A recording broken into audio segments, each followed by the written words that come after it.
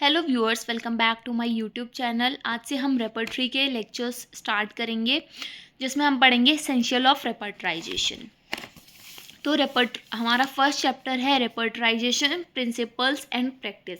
इसके हम one by one सारे टॉपिक कवर करेंगे। तो आज का हमारा टॉपिक है, हम इंट्रोडक्शन देखेंगे रेपर्टराइजेशन का। तो क्या बताया इसमें, may the devil take all the repertories they destroy that which belongs together and unite points which are foreign to each other only for the sake of adhering to the ABC of children's reading book. In order to be able to form a characteristic picture with its lights and shades from them, one would have to carry in one's head the whole materia medica pura ready for use, and then the repertories would be of less value than ever. तो this is the view that doctor AJD held on the repertory. अब इसमें doctor एजेडी ने क्या बताया, उन्होंने कहा है may the devil take all the repertories, मतलब शैतान क्या करे, सारी रेपर्टरीज को ले ले। मतलब एक डेविल है, वो क्या करे, वो रेपर्टरीज को सारी को ले ले। दे destroy that which belongs together, जो एक दूसरे से बिलोंग करती हैं, जो कनेक्ट हैं आपस में, यूनाइट करती हैं पॉइंट्स को, या जो एक दूसरे के फॉरेन हैं, उन सबको डिस्ट्रॉय कर दे। Only for the sake of, मतलब ताकि जो बच्चों की रीडिंग बुक्स हैं उनके ABC of children's reading books, उनका जो अधेरेंस है, एक दूसरे से जो कनेक्टिविटी है उनकी, उसकी शेक के लिए वो उनको डिस्ट्रॉय कर दे। In order to be able to form a characteristic picture with its lights and shade from them. अब आगे बता रहे हैं उन्होंने कि अगर हमें कैरेक्टरिस्टिक पिक्चर बनानी है, किसकी, मेडिसिन की बता रहे हैं कि अगर हमें कैरेक्टरिस्टिक पिक्चर बनानी है, सारे जो भी उसके लाइट्स हैं, जो भी शेड्स हैं, मतलब जो भी है उन सबको, जो भी उसके पॉइंट्स हैं, इंपॉर्टेंट पॉइंट्स हैं, जो भी उसके कैरेक्टरिस्टिक हैं, उन सबको जोड़कर one would have to carry in one's head. तो एक इंसान को क्या करना चाहिए कि अपने दिमाग में सब कुछ कैरी करना चाहिए, मतलब जो होल मटेरिया मेडिका प्यूरा है, जो कि इस्तेमाल के लिए रेडी है, उसको दिमाग में फीड कर लेना है, होल्ड कर लेना है, कैरी कर लेना है। तभी क्या होगा, जो रेपर्टरीज हैं उनका बहुत कम महत्व रह जाएगा। मतलब डॉक्टर एजेडी ने बस ये कहा है कि एक डेविल आया और वो सारी रेपर्टरीज को डिस्ट्रॉय कर दे, और इंसान को क्या करना है, रेपर्टरीज बहुत कम वैल्यू की है, उसे क्या करना है, उसे सिर्फ मटीरिया मेडिका प्योरा पे ध्यान देना है। तो आगे यही एक्सप्लेन किया गया है। This is the view that Dr. Azadi held on the repertory, which he communicated to the Master Hahnemann in a letter. उन्होंने मास्टर हैनीमन, मतलब हैनीमन सर को एक लेटर में ही कम्युनिकेट करा है कि doctor AJD who practised homoeopathy in the 19th century, 19th century में वो होम्योपैथी प्रैक्टिस करते थे, was not convinced about the use and the practicability of the repertory in founding out the simillimum. तो वो कन्विंस नहीं थे कि रेपर्टरी की हेल्प से क्या कर सकते हैं, उसे यूज़ कर सकते हैं, और वो कंफर्टेबल है या फिर यूजेबल है, उससे हम सिमिलम निकाल सकते हैं, इससे वो कन्विंस्ड नहीं थे। Even today many practitioners stick to the same view. और आजकल भी बहुत सारे ऐसे प्रैक्टिशनर हैं जो विश्वास नहीं करते हैं रेपर्टरी में। To be a successful practitioner, doctor AJD held one should thoroughly master the materia medica pura.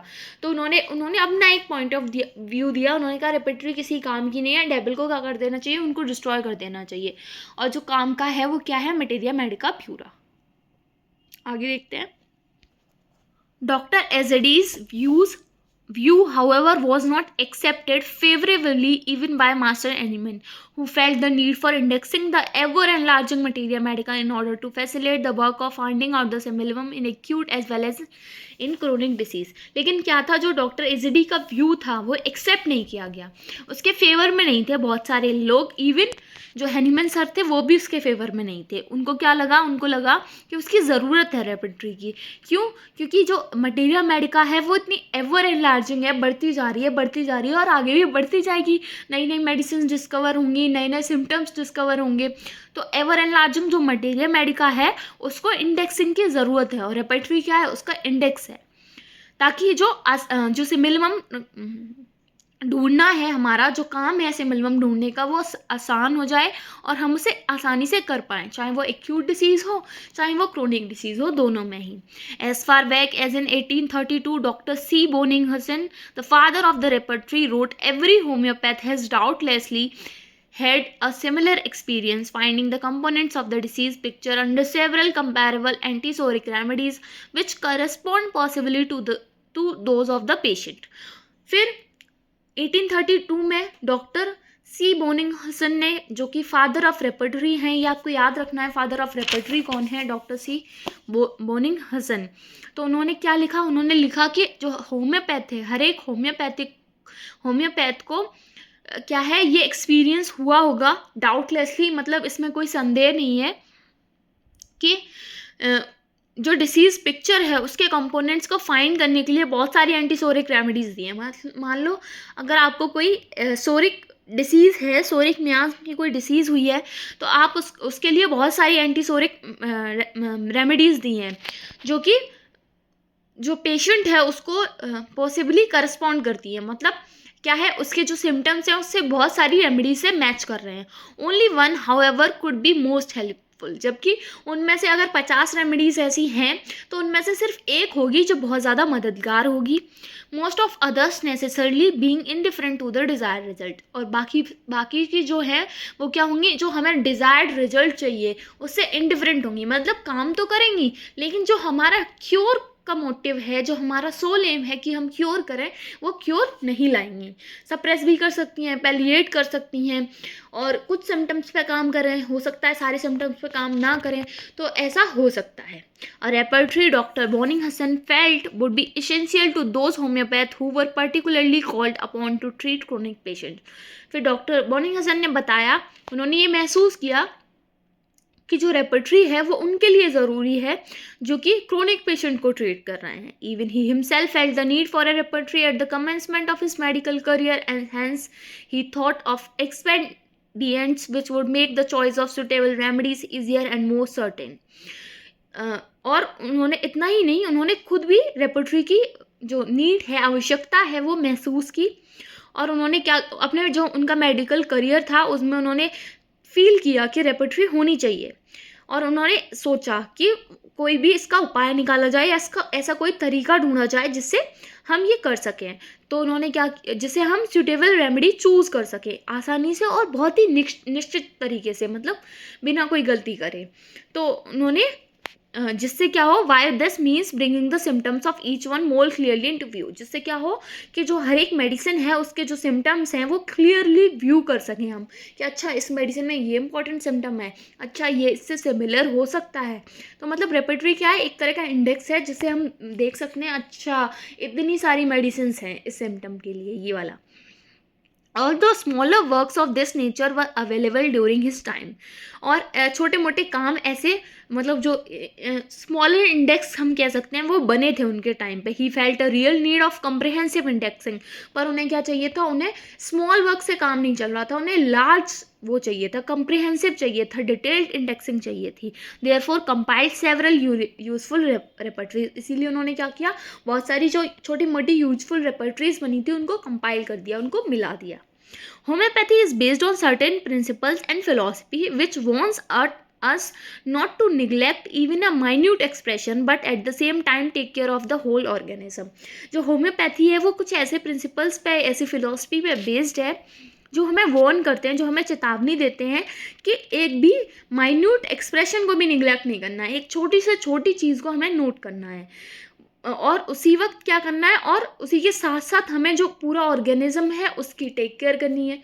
उसकी किसी एक छोटी चीज़ पर ध्यान नहीं देना है, मतलब उसकी छोटी छोटी चीज़ें हमें नोटिस करनी है, लेकिन क्योर करना है तो हमें होल ऑर्गेनिज्म को करना है, टेक केयर हमें होल ऑर्गेनिज्म की करनी है। दस the task of a physician is not only restricted to the understanding of the phenomena of a disease but also goes one step further in resolving it with total care। तो जो task था, जो M, मतलब जो उसका काम था physician का, वो सिर्फ फिनोमेना ऑफ डिसीज़ को समझने तक सीमित नहीं रह गया, तो उससे आगे गया कि उसको रिजॉल्व भी करना है टोटल केयर के साथ, पूरी सावधानी के साथ, और पूरे एहतियात बरतने हैं, उस पर पूरा ध्यान देना है और उसे टोटल केयर प्रोवाइड करनी है। The task is no doubt tremendous and challenging, hence it calls for great alertness, devotion and taking extra interest on the part of the practitioner. जो टास्क था, जो ये टास्क मिला उनको, मतलब जो उनका ये टास्क था उसमें कोई संदेह वाली बात नहीं है कि बहुत ही बड़ा और चैलेंजिंग था, इसीलिए उन्होंने इसको बहुत अलर्टनेस के साथ, बहुत ही डिवोशन के साथ, श्रद्धापूर्वक किया और बहुत ज़्यादा इंटरेस्ट लिया इसमें हर प्रैक्टिशनर ने। Every case is a new piece of learning. जो हर एक केस है वो क्या है, एक नया पीस है लर्निंग का। हमें हर एक केस में कुछ नया देखने को मिलता है। Every case is unique. हर एक केस अपने आप में यूनिक है। It needs unique handling and individual treatment, और इसीलिए उसे यूनिक हैंडलिंग और इंडिविजुअल ट्रीटमेंट चाहिए होता है। हम प्रिजुडाइज होकर उसे ट्रीट कर सकते हैं, उसे जुडिशियल हो गया, हम उसे मतलब प्रिजुडाइज होकर हम उसे ट्रीट कर सकते हैं, हम जज नहीं कर सकते। ठीक है, फिर आगे बताया है इसमें, to achieve the aforementioned objective one has to be well versed with the knowledge of allied medical subject to understand the process of disease. और अगर हमारा ये ऑब्जेक्टिव है, क्या ऑब्जेक्टिव है कि हमें उसे यूनिक हैंडलिंग करनी है, इंडिविजुअली ट्रीट करना है, तो उसके साथ साथ हमें जो भी अलाइड मतलब जो भी इसके रेपर्टरी के साथ, मटेरिया मेडिका के साथ जो भी सब्जेक्ट्स हैं उन सब के बारे में अच्छी नॉलेज होनी चाहिए, मतलब डिसीज़ प्रोसेस के बारे में पता होना चाहिए। At the same time one should have a clear understanding of life and living of man. उसी के साथ साथ हमें पता होना चाहिए कि लाइफ क्या है, लिविंग ऑफ मैन क्या है, ये कैसे काम करता है, ह्यूमन बॉडी वगैरह वगैरह। Expressions indicating deviation from the original state of health to disease state should be interpreted without any preconceived notions. तो जो एक्सप्रेशंस जो इंडिकेट करते हैं ओरिजिनल स्टेट ऑफ हेल्थ से डिसीज स्टेट, मतलब जो ओरिजिनल स्टेट ऑफ हेल्थ है उसमें अगर छोटे मोटे भी चेंजेस आ रहे हैं, स्लाइट ऑल्ट्रेशन आ रहे हैं, थोड़े भी मॉर्बिड चेंजेस आ रहे हैं जो कि ये इंडिकेट कर रहे हैं कि ये डिसीज स्टेट है, मतलब वो एक्सप्रेशंस जो हैं उनको इंटरप्रेट करना है, उन्हें देखना है, परखना है without any pre conceive notion, बिना कुछ मन में मतलब पहले से कुछ कंसीव मन में मतलब जज करके नहीं बैठना, उसे पहले से मन में कोई वो क्रिएट नहीं करनी है, क्या बोलते हैं, धारणा नहीं बनानी है मन में कोई। Expressions at mental and physical levels denote a deviation of the inner man. अब जो मेंटल लेवल पे जो एक्सप्रेशंस आ रहे हैं, जो भी चेंजेस आ रहे हैं, या फिजिकल लेवल पे वही क्या डिनोट कर रहे हैं कि इनर मैन जो ह्यूमन हेल्दी स्टेट है उसमें क्या क्या डेविएशंस हो रहे हैं, वही शो करेंगे। To treat a disease person all the expression that characterize the person as well as the disease should be taken into consideration to find out the सिमिलम।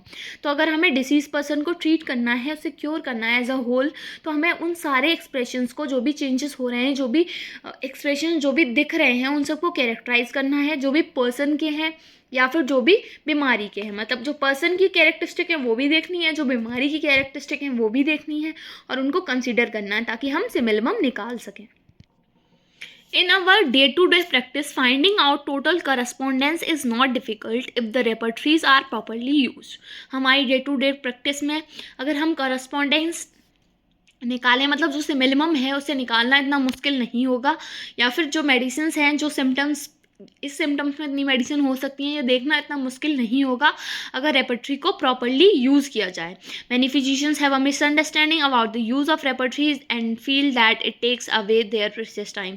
कुछ फिजिशियंस, बहुत सारे फिजिशियंस को ये गलतफहमी है कि जो रेपर्टरीज हैं वो क्या करती हैं, वो उनका कीमती वक्त ज़ाया करती हैं। The blame has been nullified by the fact that many stalwarts and even busy practitioner do make use of repertory. जो ब्लेम है ये कि वक्त ज़ाया करती हैं, इसको नलीफाई कर दिया गया, इसे धुतकार दिया गया, ठुकरा दिया गया बहुत सारे स्टॉलवर्ड्स के द्वारा, बहुत सारे प्रैक्टिशनर के द्वारा जिन्होंने रेपर्टरी को इस्तेमाल किया। Perhaps it is either laziness or sheer ignorance regarding the importance of repertory that keeps away a practitioner from harnessing such a useful add.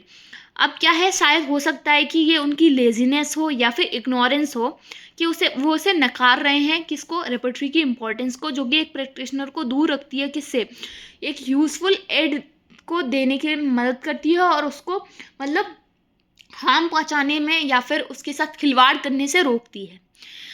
As doctor Kent aptly said, the cry for liberty has been a grievous error, as liberty is and has been most shamefully abused.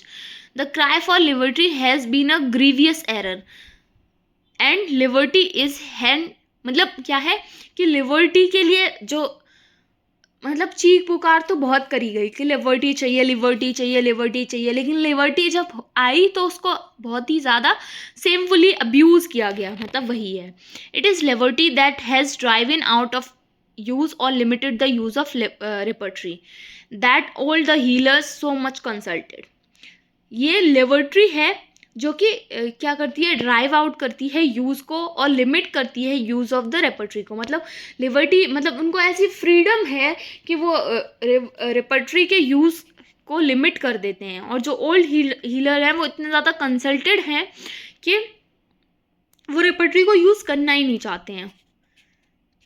बॉनिंग Hasan published the first repertory based on the idea of our master Hahnemann. जो master Hahnemann, जो Hahnemann sir का जो idea था उसके base पे उन्होंने first repertory publish की। Since then a number of repertories has come into existence from time to time. उसके बाद बहुत सारी रेपर्टरीज आई वक्त वक्त पे, but only a few could prove useful to the demand of profession. पर कुछ ही यूजफुल प्रूव हुई, उपयोगी प्रूव हुई। Kent's repertory of homeopathic materia medica gave a new direction to the professors, and Boger's arrival with publication of Boger's Bonning-Husson characteristic and repertory enriched the subject। फिर उसके बाद Kent's जो repertory है homeopathic materia medica, Kent's repertory of homeopathic materia medica, उसने एक नई direction दी profession को। किस प्रोफेशन को? हमारे जो फिजिशियंस हैं उनके प्रोफेशन को। फिर उसके बाद बॉगर्स की एक रेपर्टरी आई, Boger's Bonning-Husson's characteristic and repertory।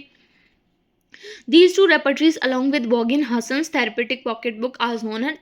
और तीसरी जो रेपर्टरी Bonning-Husson ने दी, therapeutic BTPB Bonning-Husson's therapeutic pocket book, ये क्या है? ये बेसिक रेपर्टरीज जानी जाती हैं। These three repertories have given useful direction and contribution to the philosophical and practical aspects of homoeopathic prescribing, and these form the basis of future repertories. और यही रेपर्टरीज क्या है? फ्यूचर जो रेपर्टरीज आई और आगे जो रेपर्टरीज आई उनका बेसिस बनी, और उन्होंने बहुत ज़्यादा कॉन्ट्रीब्यूट किया, एक यूजफुल डायरेक्शन प्रोवाइड करी। Dr. Barthel has produced a combined work of all repertories and materia medica in the form of synthetic repertory। फिर डॉक्टर वार्थेल आए, उन्होंने क्या किया? उन्होंने सारी रेपर्टरीज को कंबाइन कर दिया और मटेरिया मेडिका को कंबाइन करके एक रेपर्टरी दी, इसको उन्होंने सिंथेटिक रेपर्टरी नाम दिया। Which should be of much benefit to the practitioner, जो कि बहुत इंपॉर्टेंस है, जिसकी जो बहुत यूजफुल साबित हुई प्रैक्टिशनर के लिए।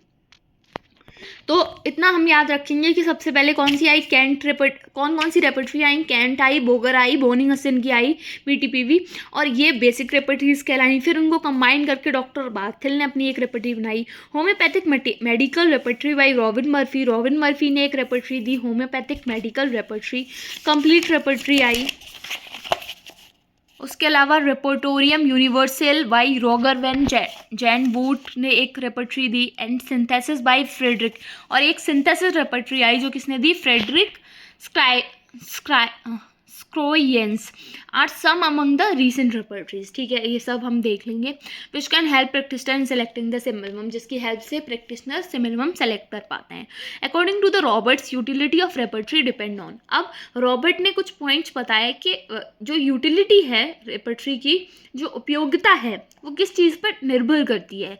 Art of physician taking the case taking की आर्ट आनी चाहिए। जिसको केस टेकिंग नहीं आती वो रेपर्टरी को यूटिलाइज कैसे करेगा? No knowledge of the repertory one attempt to use, पूरा मतलब अगर कोई रेपर्टरी यूज़ करना चाहता है तो उसे नॉलेज होनी चाहिए, रेपर्टरी के बारे में कंप्लीट नॉलेज होनी चाहिए। उसका फिलोसफिकल बैकग्राउंड क्या है, कैसे कंस्ट्रक्ट किया गया है, उसके लिमिटेशंस क्या हैं, इसकी अडेप्टेबिलिटी क्या है, कैसे मतलब क्या अडेप्टेबिलिटी है इसकी। Intelligent use of resulting analysis, फिर उसे पता होना चाहिए कि जो रिजल्ट आया है उसके बेसिस पर, रेपर्टरी के बेसिस पर उसे एनालाइज कैसे करना है। ठीक है। Many seem to be satisfied with the knowledge of a few symptoms of a drug and try to match them with the disease picture only at a partial level.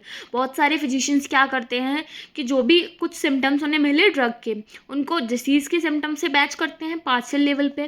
They never feel the need of a repertory because of few cases which they have cured did not require repertorization. अब उन्होंने क्या करा है, उन्होंने अपनी life में 1-2 cases, कुछ cases 4, 5, 6, 7 ऐसे हैं जो उन्होंने गलती से ठीक कर दिए, तो उन्हें लगता है कि अब तो उन्हें रेपर्टरी की ज़रूरत ही नहीं है, क्योंकि उन केसेस में उन्हें रेपर्टरी की ज़रूरत नहीं पड़ी। While considering that a few cases were cured without repertorization, that there is little doubt that the repertory is sure unfailing aid in successfully handling most of the cases. अब क्या है, कुछ केसेस तो cured हो गए बिना रिपर्टराइजेशन के, लेकिन इसमें थोड़ा बहुत संदेह किया जा सकता है कि रिपर्टरी बहुत ही श्योर यानी कि पक्का पक्का और अनफेलिंग एड है, मतलब ना फेल होने वाला, मतलब जो नाकाम ना हो ऐसा एड है जिससे हम बहुत सारे केसेस को सक्सेसफुली हैंडल कर सकते हैं, मतलब कुछ केसेस को नहीं, फिर हम ज़्यादा केसेस को ठीक कर सकते हैं. As doctor Kent said, true some man do some good work without a repertory. ये बात सच है कि कुछ मैन कुछ लोग कुछ अच्छा काम कर सकते हैं बिना रेपर्टरी के, but they also do poor work more than they would do with it. लेकिन उसके साथ साथ वो बहुत सारा बुरा भी कर सकते हैं, मतलब अच्छा तो कर ही सकते हैं, गुड वर्क तो कर ही सकते हैं, पुअर वर्क भी कर सकते हैं more than they do with it. मतलब जो रेपर्टरी के साथ वो जो कर सकते थे उससे ज़्यादा वो पुअर वर्क करते हैं. ही फर्दर एडेड, उन्होंने फिर आगे कहा, a self made artisan may be a very useful man though ignorant of the theory and most advance matter use in this line of work, but he can never measure up to the man whom education and thoroughness of the method has made an expert. मतलब हो सकता है कि एक self made artisan है, वो useful हो सकता है उसने थ्योरी पे ध्यान ना दिया हो, मेथड्स पे ध्यान नहीं दिया हो, उसने खुद व खुद वो ऐसा हो गया, हो सकता है उसके अंदर ये कला हो कि हाँ उसका काम कर रहा हो अच्छा. लेकिन जो इंसान इसके बारे में पूरी नॉलेज ले रहा है, थोरोली पढ़ रहा है, उसने पूरी एजुकेशन ली है, वो एक्सपर्ट होगा. मतलब उससे बेटर तो नहीं हो सकता ना. हो सकता है तुम बिना पढ़े कर सकते हो, बहुत सारे लोग हैं जो कि उन्होंने नहीं पढ़ाई की, ना MBBS की, BMS की या फिर BHMS की, और फिर भी वो जड़ी बूटियों से या कैसे भी इलाज कर रहे हैं, लेकिन जो पढ़ा लिखा है उससे कम्पीट तो नहीं कर सकते. तो ये चीज़ है. फिर उसके बाद, every well proved drug has got thousand of symptoms and for a man of average intelligence it is almost impossible to remember all the symptoms of the drug as well as to establish total correspondence between drugs and disease. जो हर एक well proved drug है, मतलब जो drug जिनकी proving अच्छे से हुई है उनमें थाउजेंड ऑफ सिम्टम्स हैं, और एक मैन जो एवरेज इंटेलिजेंस का है, मतलब जिसकी इंटेलिजेंस बहुत ज़्यादा है उसकी बात अलग है, लेकिन एज अ ह्यूमन जैसे हम लोग हैं, एवरेज इंटेलिजेंस है हमारी, तो उसके लिए लगभग ये इम्पॉसिबल है कि वो सारे ड्रग्स के सारे सिम्टम्स याद कर ले और फिर उनको रिलेट भी कर पाए कि इस ड्रग का इस डिसीज से ये कनेक्शन है. तो ये बहुत ही मुश्किल काम है. तो repertory bridges the gulf between materia medica on one hand and the disease on the other. तो रेपर्टरी क्या काम करती है, मटेरिया मेडिका और डिसीज़ है तो उनके बीच में ब्रिजिंग का काम करती है, एक पुल बनाती है जिससे हम कनेक्टिविटी देख पाए उनके बीच की. ठीक है.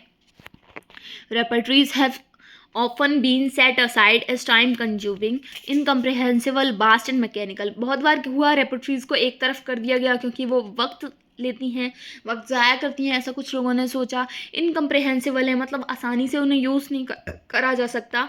वास्ट है, बहुत ज़्यादा. मैकेनिकल है. Hence in order to enlarge the effectiveness of homeopathic treatment it is necessary in its first instance to remove such misconception about the repertory. लेकिन अगर हमें होम्योपैथिक ट्रीटमेंट की इफेक्टिवनेस को बढ़ाना है, हमें क्योर को 100% श्योरिटी के साथ लाना है, हमें बहुत सारे लोगों की सफरिंग को ख़त्म करना है, तो हमें ऐसे मिसकंसेप्शंस को, ऐसे जो धारणाएं बनी हैं उनको हटाना पड़ेगा रेपर्टरी के बारे में. Then emphasise its greater use, तभी हम इसका अच्छा उपयोग कर पाएंगे. Repertories have performed a long journey from simple indexing of symptoms of the materia medica to the formation of separate large voluminous books and various mechanical aids. Repertory की जो journey है वो बहुत बड़ी है. पहले सिंपल इंडेक्सिंग की गई, फिर उसी के साथ साथ बहुत सारे सिम्टम्स का फॉर्मेशन हुआ, बड़ी बड़ी बुक्स बनाई गई, मैकेनिकल एड्स बनाए गए.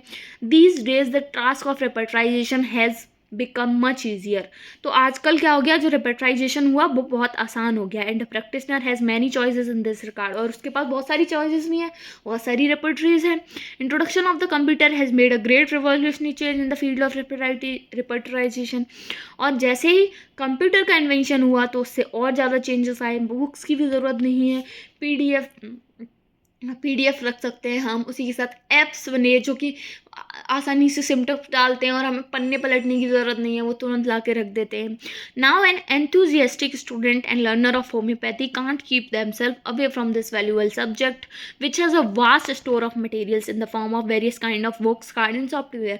तो अब जो enthusiastic student है, मतलब जो लर्नर है होम्योपैथी का, जो सच में सीखना चाहता है, जिसके अंदर जज्बा है, वो क्या करेगा, वो अपने आप को इतने महत्वपूर्ण सब्जेक्ट से दूर नहीं रखेगा. वो जो मटेरियल्स है, जो बुक्स हैं, कार्ड्स हैं, सॉफ्टवेयर हैं रेपर्टरी के, उन सब से अपने आप को दूर नहीं रखेगा, उनको यूटिलाइज करेगा.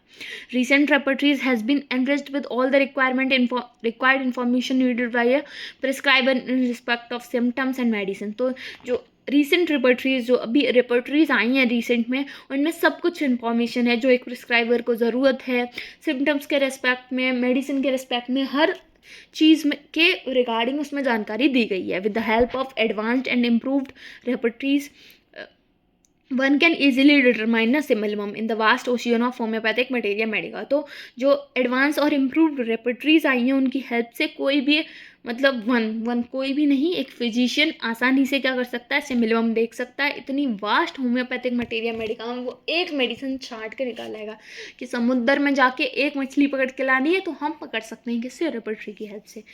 तो आज हमने पढ़ा एसेंशियल ऑफ रेपर्टराइजेशन में रेपर्टराइजेशन प्रिंसिपल एंड प्रैक्टिस का फर्स्ट इंट्रोडक्शन. अब नेक्स्ट उसमें हम देखेंगे कि रेपर्टरी क्या है. तो आज के लिए बस इतना ही. अगर आपको वीडियो पसंद आया तो लाइक करें, चैनल को सब्सक्राइब करें, और कोई भी क्वेरी है तो कमेंट सेक्शन में पूछ सकते हैं. Thank you for watching.